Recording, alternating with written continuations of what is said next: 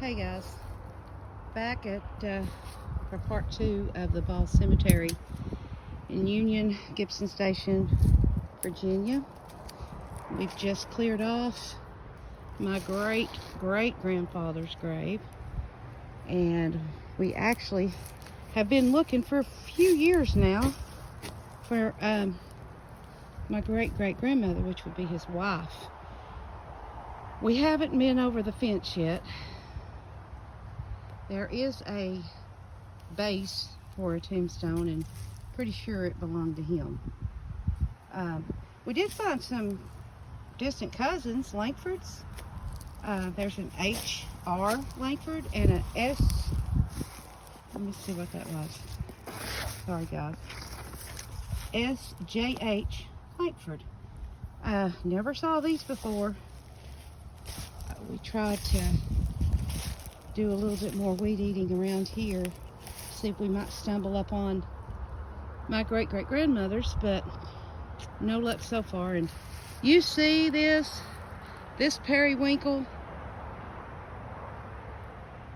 Now this stuff is the old-timey flowers they put in the graveyards.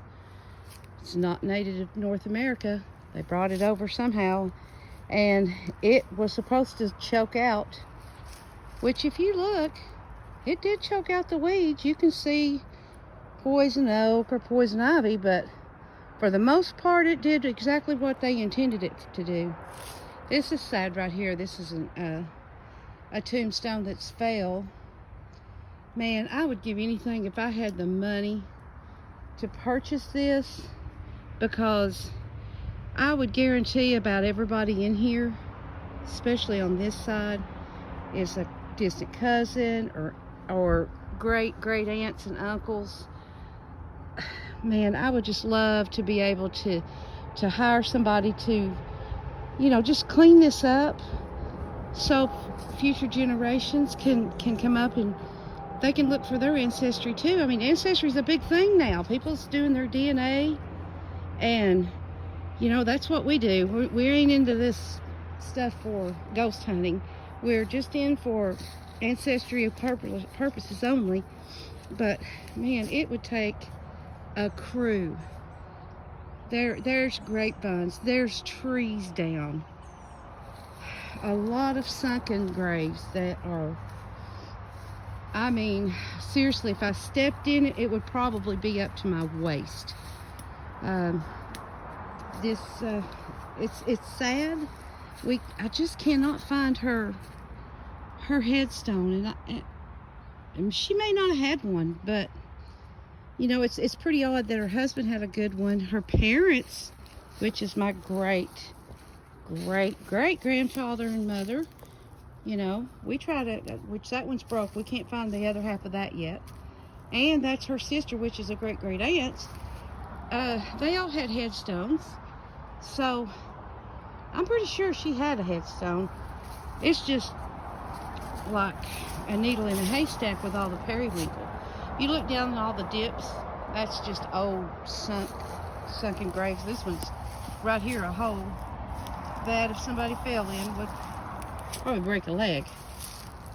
But yeah, I would love to get the funds. If anybody knows anything about the old Ball Cemetery, now there's 2 Ball Cemeteries in Ewing, Virginia. Not a lot of people know about this one. It's right off of Highway 58. There is Montgomery Grocery right down the street. The park is on the opposite side of the road over there off the highway.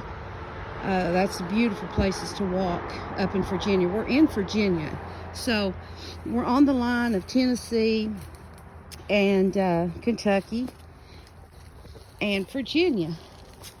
There's some ferries. I know that, Rowletts, they're all kin to me here. But just 2 people, and, Greg, he can't do this. We can't do this by ourselves. I'm trying to reach out to, people who are in my ancestry that's kin to me on the Laws side, that know you know, anything that we can do about cleaning this up. It's just abandoned. I have called, and there is no the tax records on it. Nobody. I mean, there's nobody. It's just nobody. I think there was a lawyer at one time, Rose from Tazewell or New Tazewell, who had taken care of it for a while, but it's gotten such bad shape, and I think he passed away actually. But it has gotten in such bad shape. You can see. I mean, it's beautiful. It's beautiful. It's a beautiful cemetery. When I went here as a child, they would keep it, not this part particular, because, you know, this is a really, really old part of the cemetery and on back. But especially where my grandfather, my dad's dad, is buried. You look right there, you can see the indentions of sunken graves. They're all over here. But especially where my grandfather's buried, which I never got to meet any of my grandfathers. I know I'm going off track, but there's another tree down. And that's disheartening because we really tried our best to keep that up. You can see many, many unmarked graves. But if you go back in there, you can see a lot of tombstones. You can't read them necessarily because they're old and they do need cleaning. I'm going to have to go around the other way. There's a really deep sunken grave. Anyway, I'm going to take you all down here a little bit. You can see where at one time, a few years ago, there was a huge tree that fell. You can see the stump of it right there. And just so happened, when it fell, it arched. And it arched over the tombstone. So this is my grandfather. And this is his brothers. And probably his sisters, cousins. But yeah, disheartening. We've got another tree down. And we're trying to keep the periwinkle back from this one little plot. The park did, however, help us out and come up, and they cut the tree up for us, but they left it. They just left it in pieces. But if you go on down there, there's more graves. I'm going to take you on back here if I don't get snake bit or whatever. Bear attack. There are bears back. Used to, you never had to worry about bears, but now they're back in this area. So the mountain's full of them. Like, you know, this little Thomas, that's cousin. There's a trail. I'm going to take you on back here. You can go with me. You can hear the traffic on Highway 58 heading toward Jonesville. If you look straight back there, there's an old fence. Big, deep sunk grave. I would go back there. I got my boots on. I might go back there here in a minute. Well, first time I've ever seen these graves decorated. So somebody has taken interest. That's a good thing. We have so many more. Look at all that, guys. It's quite a big graveyard. We have a lot more. Look at this name here. Boney Barnes. It's a cool little sculpture of a dove. Let's see who this is. Thomas. Okay, yeah, these are cousins. And somebody's actually decorated. And if I'm not mistaken, there was trees over this the last time. So yeah, looks like they may have rolled the tree. I don't know if they could have rolled the tree, but looks like somebody's cut it up and actually decorated it. Now that is pleasing to me. But look at all the stuff here. That says U.S. boundary, NPS.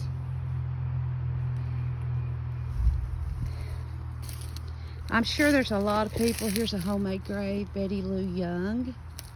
Here's another one. Oh, that's Amanda Thomas. That's the one that they erected here in memory of her, because she only had a homemade one. You can see somebody's placed flowers over there.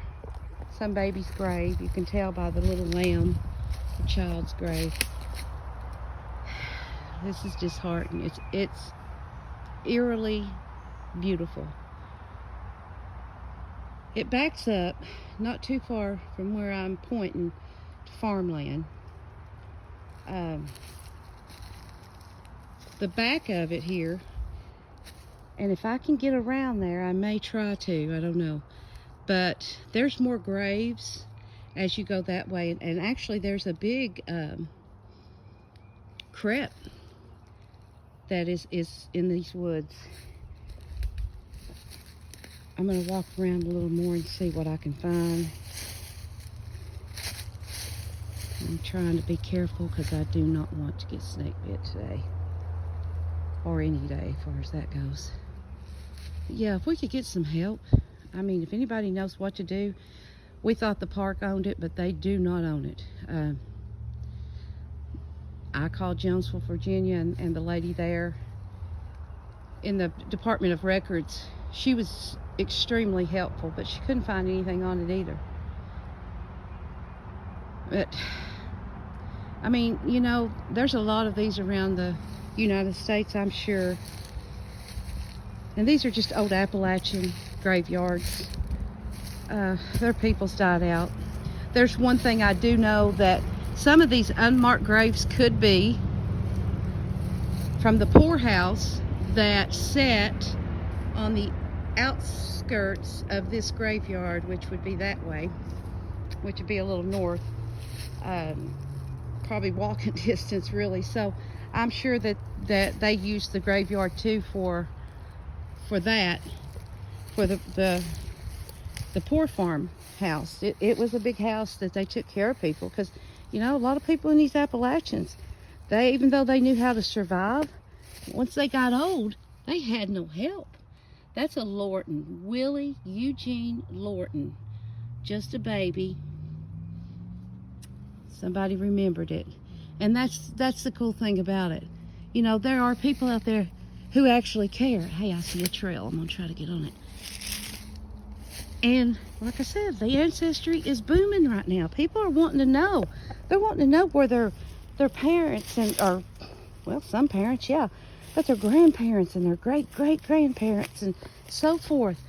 I mean, I've got like probably 3 to 4 generations in here.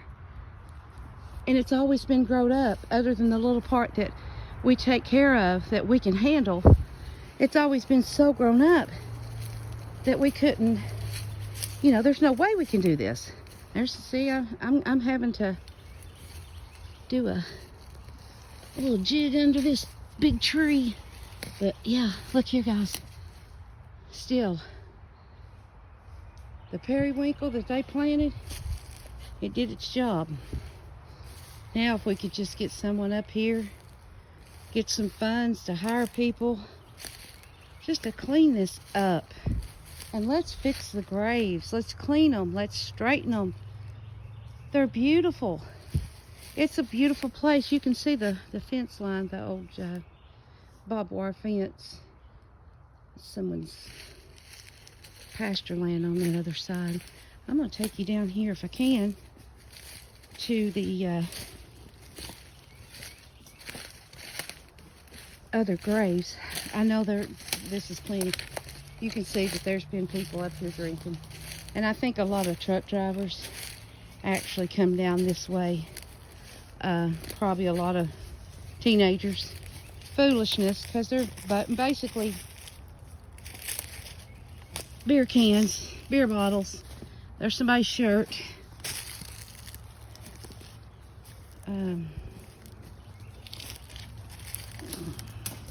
Still a going. Sorry, don't mean to rattle the phone, but I'm gonna go on, try to show you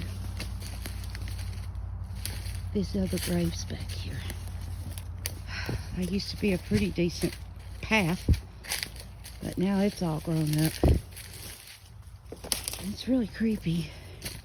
See, I've never even been that far before. I've never been in that area over there. It is so grown up from the last time I come that I'm almost lost. There it is. Okay. Yeah, I went a little bit too far. Here we go. Yeah, let's see what we're having to work with. See the trees that are down? I mean, people want jobs. This would be a good job. It's good, hard labor, though. I'll tell you that. There's another tree down. I mean, we are like in the forest, literally. I'm having to work my way back here. Okay, well, you can see where the periwinkle has kind of stopped and where the weeds begin. But there's still a lot of unmarked graves. And like I said, I think the poor farm, the poor house back in the maybe late 1800s, early 1920s, up to the 40s and 50s, I think it actually was in use. So I'm sure they buried some of the people that had passed away there in this graveyard. You know, they had to have somewhere. But I'm trying to get right over here, guys. And it's so grown up that it's worse than I've ever seen it. Because I've always been able to just take a path and get over here. But now I'm having to really kind of crawl my way. Now you're talking about something creepy. Look at that. And that's just in the middle, sitting by itself. Hardly anyone knows about this graveyard. There's a snavely. Let's see this right here. Rose. I mean, they're not that old. Yeah. Rose, James Wood Rose. He died in 69. This is the Rose. And like I said, I believe the lawyer in Tazewell actually kind of took care of it for a while. But far as cleaning it and cleaning our spot, it was left up to us. And now it's put in our hands again, which we are glad to do it because I like to remember our ancestors. There's a Ball, died in 42, died in 47, his wife. But they're buried in this little mausoleum, crypt like thing. And I always thought as a kid it was really creepy. Still is kind of creepy, but it's also kind of beautiful too. There's a Woodson. He died in 58. But yeah, you look. There's another tree down. And I mean, I don't know. You know, if we could just cut the trees up, have them hauled off. How do you kill periwinkle? Or I call it creeping myrtle. I mean, do you want to kill it? Because if you kill it, then that means the weeds come back like this right here. So, I don't know, you know, maybe not kill it, but just give it a good cutback. You know, get a whole crew out here with a weed eater and chainsaws and whatever. This used to be so well kept right here, though. It was probably big enough to drive a car, which no one ever did, but you know, they always kept it so nice and clean. Now look at it. This is what happens to the graveyards in the Appalachians. all their people's gone. I mean, I'm not. And I have cousins out there, you know, I've told them about it. And some of them have sparked interest, and I hope that, you know, some of my family that can, you know, come up with some ideas. How do we put this cleaned up? How do we keep it cleaned up for our kids and their kids and those, you know, interested in ancestry? But we're back where we started, basically. I think I'm gonna go on out this way. Can you get everything you need? But yeah, there's the tree. That right up there is where my grandfather, we started there, and we just did a big circle loop.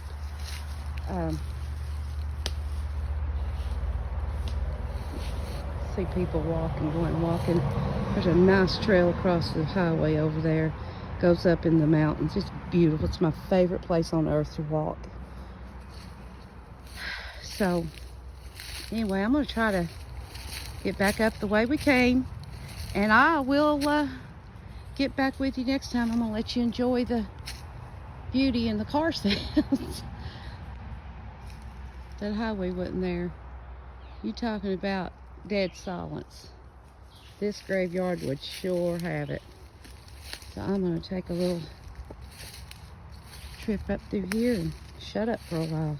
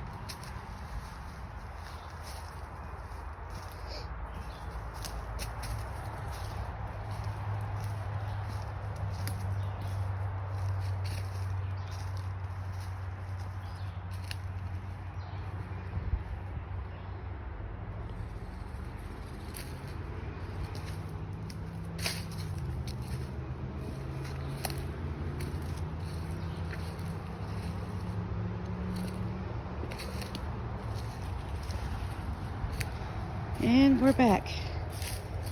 So that's the tour of the abandoned graveyard, other than this little area here and back there where we try to weed eat. But this is what we had to go through to get back there when I first started the video.